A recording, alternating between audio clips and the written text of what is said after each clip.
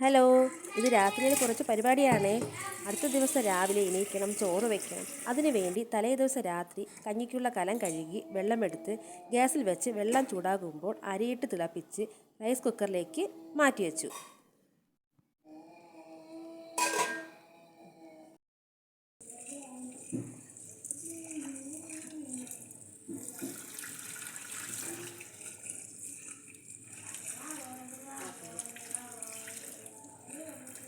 അരി നല്ല തിളച്ചതിന് ശേഷം മാത്രമാണ് റൈസ് കുക്കറിലേക്ക് മാറ്റി വയ്ക്കുക. കാരണം അടുത്ത ദിവസം എടുക്കുമ്പോൾ നല്ല ചൂടായിട്ടിരിക്കണ്ടേ. അരി നല്ല വെന്ത് ചൂടായിട്ടിരിക്കണം.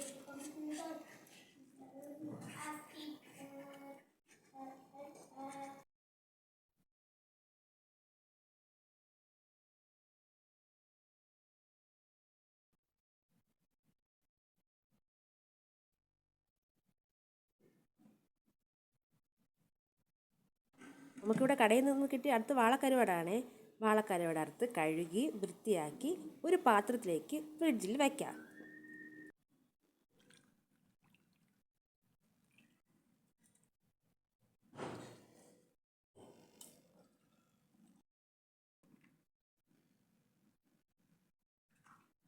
എന്നിട്ട് പാത്രമൊക്കെ കഴുകി അടുക്കള വൃത്തിയാക്കി ചേർന്ന് കിടന്നു ഒരു ഉറക്കം. അടുത്ത രാവിലെ നമുക്ക് എണീക്കണ്ടേ.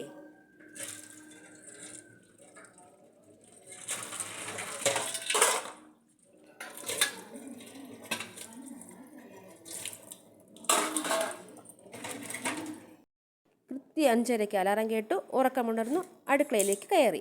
ഗ്യാസ് കത്തിച്ചു. ഒരു ചീനിച്ചട്ടി അടുപ്പിൽ വെച്ചു. ചീനിച്ചട്ടി ചൂടായപ്പോൾ എണ്ണയൊഴിച്ച് കടുക് പൊട്ടിച്ച് കറിവേപ്പിലയിട്ട് അതിലേക്ക് ക്യാരറ്റ്, ഉള്ളി ചെറുതായി കൊത്തി എറിഞ്ഞതിട്ട് ഉപ്പിട്ട് നല്ലതുപോലെ വഴറ്റി മൂടി വയ്ക്കുക.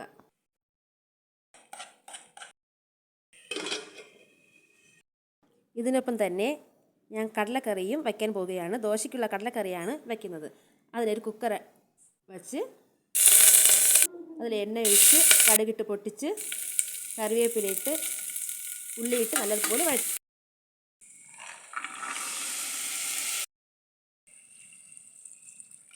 അതിലേക്ക് കടല ഇട്ട് ആവശ്യത്തിന് ഉപ്പൊഴിച്ച് വെള്ളമൊഴിച്ച് അടച്ചു വെച്ച് വേവിക്കാം. നമുക്കിത് തോരനുള്ള അരപ്പ് ചേർക്കാം. അതിന് തേങ്ങ, വെളുത്തുള്ളി, ജീരകം, പച്ചമുളക് എന്നിവ മിക്സിയിലടിച്ച് നല്ല തരിയായിട്ട് മിക്സിയിലടിച്ച് ഈ ക്യാരറ്റിലേക്ക് ഇടാം.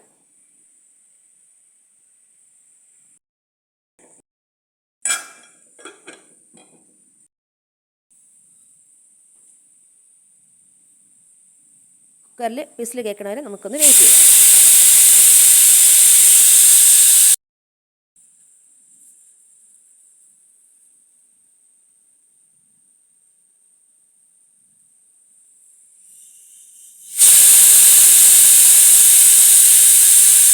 അപ്പോൾ നമ്മൾ തോര റെഡി ആയിട്ടുണ്ട്.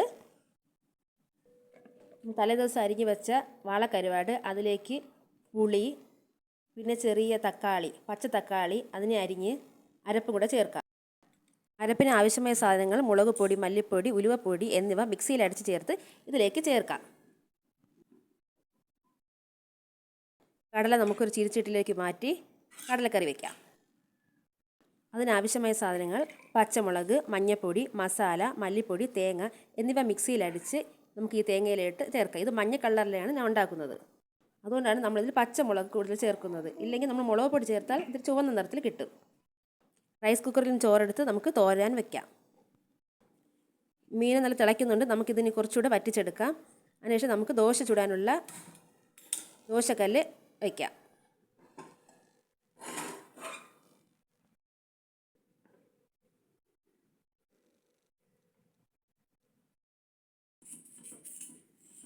ദോശക്കല്ല് ചൂടാകുമ്പോൾ എണ്ണ തടവി നമുക്ക് ദോശ ചുട്ടെടുക്കാം.